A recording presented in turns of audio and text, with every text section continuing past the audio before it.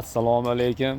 Avvalambor barcha bizni obunachilarimiz, aka-ukalarimiz, musofirchilikda yurgan Qirg'izistondan, O'zbekistondan, Tojikistondan kelgan barcha aka-ukalarimiz hammanglarni ishinglarga rivoj, barakatli qilsin Alloh.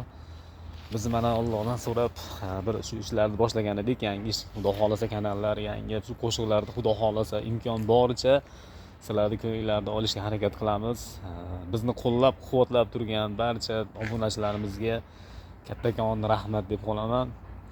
Bizni kuzatib borayotgan Qirg'iziston, Tojikiston, O'zbekiston barcha yurtdoshlarimizga minnatdorchiligimni bildiraman. Omon bo'linglar.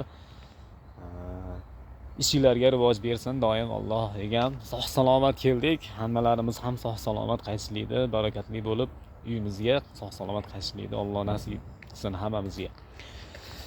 Bizni qo'llab-quvvatlab turgan aka-ukalarimiz, hattoki mahallalardan kuzatib turgan yozayotgan akalarimiz bor. Ularga ham ishlarga rivoj, yana bir bor kattakon rahmat deb qolaman.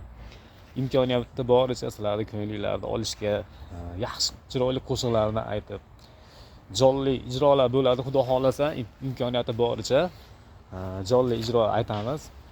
Ba'zan jonli ijrolarda bitta ikkita so'zlar ba'zan jonli ijro bo'lganligi uchun o'zgarib qolish ehtimoli bo'lib qoladi, lekin imkon boricha xato qilmasdan chiroyli aytishlikka harakat qilamiz.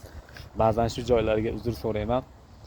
Qo'ldan kelganicha sizlarni ko'ngillarni olib, jonli ijrolarni aytib, sho'xlaridan ham, o'g'illaridan ham hamma tomonlama aytib, imkoniyati boricha yaxshi qo'shiqlarni aytib sizlarni ko'ngillaringlarni olishga harakatini qilamiz. Yana bir bor hammaga kattakon rahmat. Omon bo'linglar, sog' salomat bo'linglar.